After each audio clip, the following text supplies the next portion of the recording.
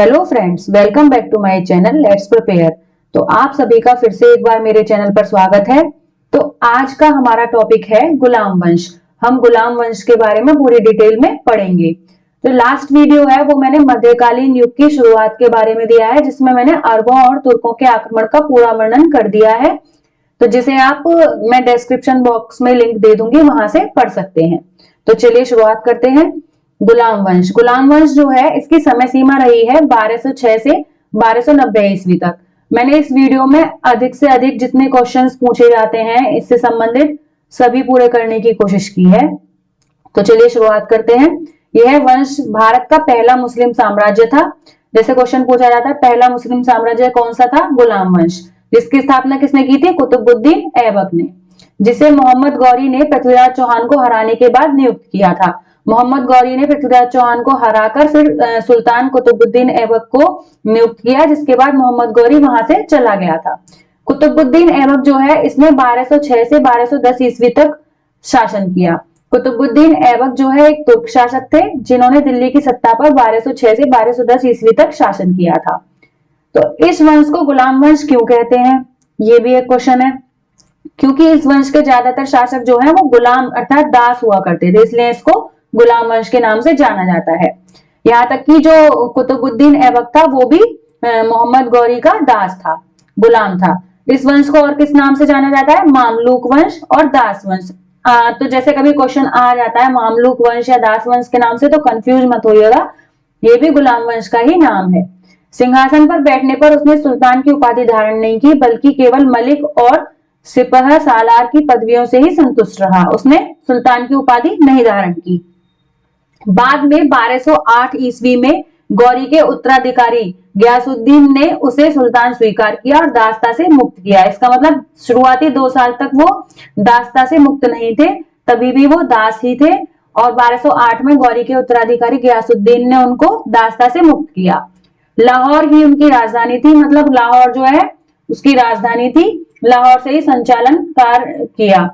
वह लाखों में दान दिया करता था तथा अपनी उदारता के कारण लाख बख्श कहा जाता है। देखिए बहुत सा क्वेश्चन पूछ लिया जाता है, लाख बख्श के नाम से किस शहंशाह को जाना जाता है, किस बादशाह को जाना जाता है? तो वो है कुतुबुद्दीन ऐबक। उसको अपनी दयालुता दानशीलता के कारण लाख बख्श कहा गया है। इसने अपने गुरु, इसके गुरु कौन से थे? कुतुबुद्दीन बख्तियार काकी। ये भी क्वेश्चन है, मतलब हर पॉइंट से कुछ ना कुछ क्वेश्चन बन रहे हैं, तो ये बहुत इंपॉर्टेंट टॉपिक है, ध्यान से पढ़िएगा। की याद में कुतुब मीनार की नींव रखी, परंतु इसका निर्माण कार्य वो पूरा नहीं करवा सका।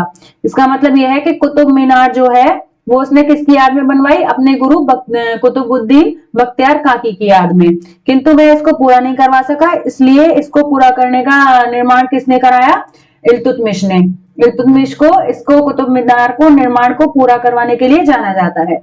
और कुतुबुद्दीन ऐबक जो है वो कुतुब मीनार की नींव रखी उन्होंने दिल्ली में कुव्वत उल इस्लाम नामक मस्जिद और अजमेर में 2.5 दिन का झोपड़ा नामक मस्जिद का निर्माण कराया। तो ये 2 मस्जिद हैं, कुव्वत उल इस्लाम और 2.5 दिन का झोपड़ा। ये किसने करवाया? कुतुबुद्दीन ऐबक ने। तो देखिए जो कुव्वत उल इस्लाम मस्जिद है वो भारत में निर्मित पहली मस्जिद थी। ये भी एक क्वेश्चन बन जाता है कि भारत में निर्मित पहली मस्जिद का नाम क्या है? कुव्वत उल इस्लाम, जिसे किसने बनवाया था? कुतुबुद्दीन ऐबक ने। 1210 ईस्वी में लाहौर में खेलते हुए घोड़े से गिर जाने के कारण उनकी मृत्यु हो गई। इनकी मृत्यु बहुत ही जल्दी हो गई।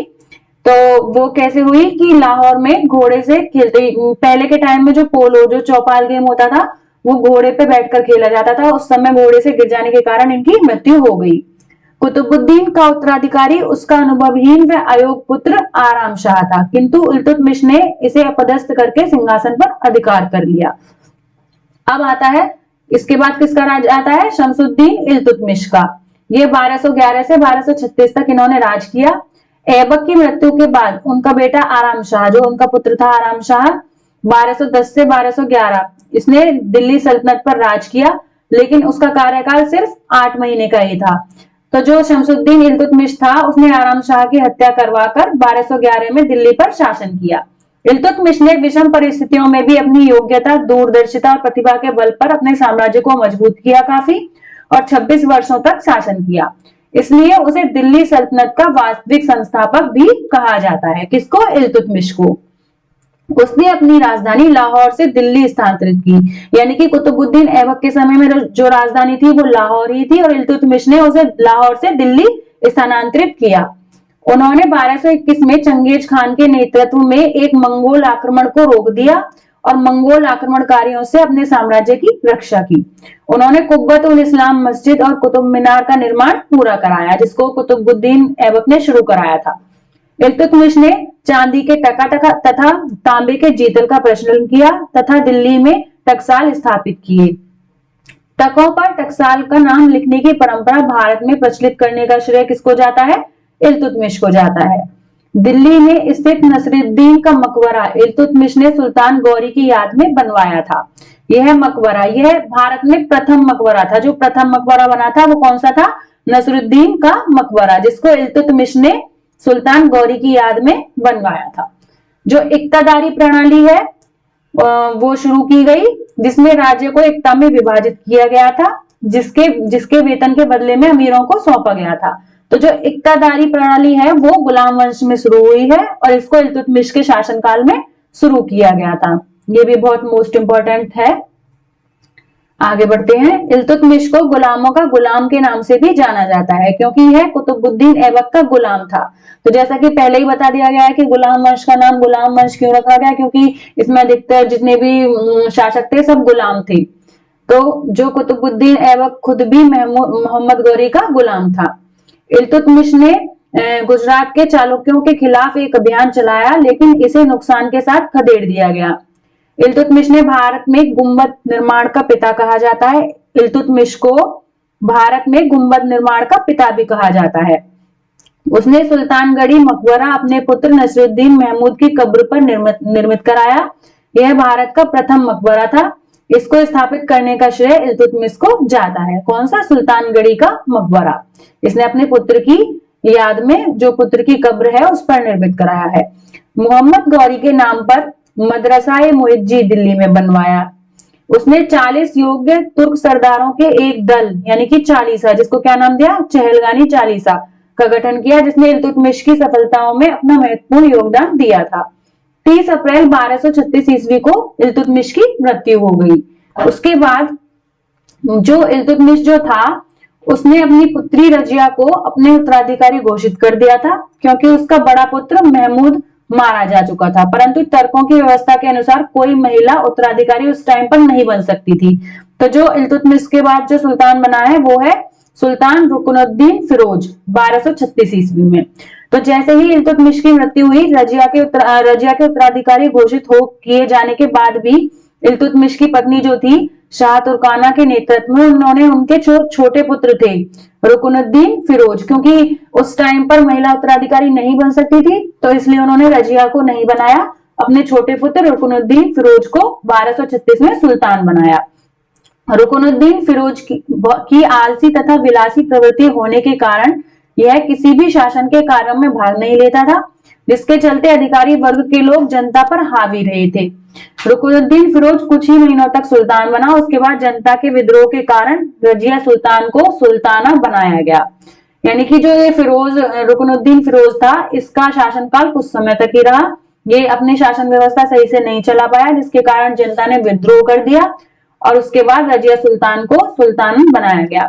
तो याद रखिएगा, रजिया सुल्तान जो थी वो पहली महिला उत्तराधिकारी थी जिसने दिल्ली सल्तनत पर राज किया। तो रजिया सुल्तान का जो समय सीमा है वो रही है शासनकाल की 1236 से 1240 ईस्वी तक। शमशुद्दीन इल्तुतमिश की मृत्यु के बाद दिल्ली का शासन कुछ समय के लिए उनके सौतेले भाई रुकनुद्दीन फिरोज शाह को सौंप दिया गया था, लेकिन उसके सिंहासनारोहण के 6 महीने के भीतर ही फिरोज की हत्या के बाद रजिया सुल्तान को शासक बनाया गया। रजिया सुल्तान इल्तुतमिश की पुत्री थी और दिल्ली सल्तनत की एकमात्र महिला शासिका थी। ये अपनी बहादुरी के लिए बहुत प्रसिद्ध थी। इनका शासनकाल 4 वर्ष तक रहा है। अपने शासनकाल के दौरान इन्होंने पर्दा प्रथा त्याग कर दिया और पुरुषों की तरह काबा तथा टोपी पहनने का रिवाज शुरू कर दिया था। महिला होने के बाद भी उनका नजरिया सुल्तानों जैसा था, जो उनको बाकी सबसे अलग बनाता था। उनका विवाह भटिंडा के गवर्नर, जो रजिया सुल्तान थी, इनका विवाह भटिंडा के गवर्नर मलिक इख्तियार उद्दीन अल्तुतिया से हुआ था, रजिया सुल्तान ने रईस याकूत को अमीर याकूत तथा एतगीन को अमीर हाजिर की उपाधि दी। कबीर खान को लाहौर तथा अल्तुनिया को तबर हिंद का इख्तियार बनाया गया। जो तबर हिंद है वो आज का भटिंडा जो है वहां का इख्तियार बनाया गया। 13 अक्टूबर 1240 ईस्वी में डाकुओं के एक समूह ने मिलकर रजिया सुल्तान की हत्या कर दी। तो इस तरह से 4 साल तक उन्होंने दिल्ली सल्तनत पर शासन किया। उसके बाद जो है मुइजुद्दीन बहराम शाह 1240 से 1242 तक 1240 में रजिया सुल्तान की हत्या के बाद कौन शासन पे आया? मुइजुद्दीन बहराम शाह ये सुल्तान बना। बहराम शाह के शासन काल में 1241 में मंगोलों का पंजाब पर आक्रमण हुआ था, जिसमें बहराम शाह मारा गया था। सिर्फ 1 साल के लिए ये शासन किया इन्होंने और ये मंगोलों के आक्रमण पर मारे गए। उसके बाद अलाउद्दीन मसूद शाह गद्दी पर बैठा, जो 1242 से 46 तक रहा। बहराम शाह की मृत्यु के बाद 1242 में फिरोज शाह का पुत्र मसूद शाह सिंहासन पर बैठा। मसूद शाह ने बलबन को अमीर हाजिब की उपाधि प्रदान की थी। इसके बाद गयासुद्दीन बलबन इन्होंने शासन किया 1265 से 1290 ईस्वी तक। गयासुद्दीन बलबन दिल्ली सल्तनत का 9वां सुल्तान था। वह 1265 में दिल्ली सल्तनत का सुल्तान बना।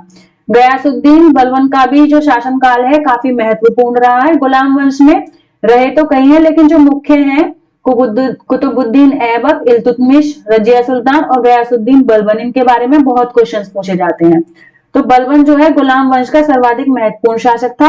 बलबन इल्तुतमिश का दास था। देखिए ये भी इल्तुतमिश का दास रहा है, यानी कि गुलाम था। बलबन ने इल्तुतमिश के पोते नसरुद्दीन महमूद को सुल्तान बनाने में महत्वपूर्ण योगदान दिया था। नसरुद्दीन को सुल्तान बनाकर बलबन ने अधिकतर अधिकार अपने नियंत्रण में ले लिए थे।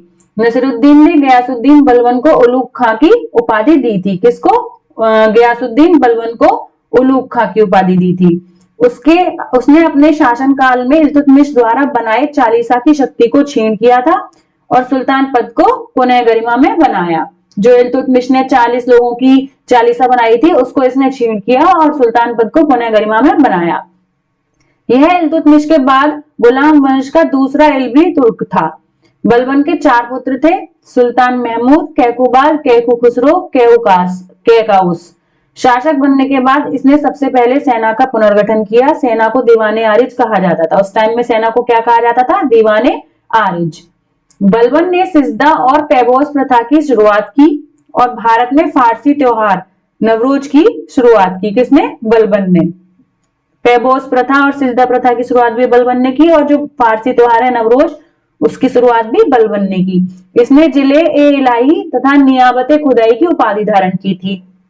इसकी मृत्यु के बाद इनका पोता कैकुबाद दिल्ली की राजगद्दी पर बैठा और इसने 1287 से 1290 तक शासन किया और इसके बाद शमसुद्दीन कैयूमर्स ने कुछ समय तक शासन किया, जो इस राजवंश का अंतिम शासक था। यहीं पर इस वंश का अंतिम वो हो गया और उसके बाद हमारा खिलजी वंश की शुरुआत हुई थी।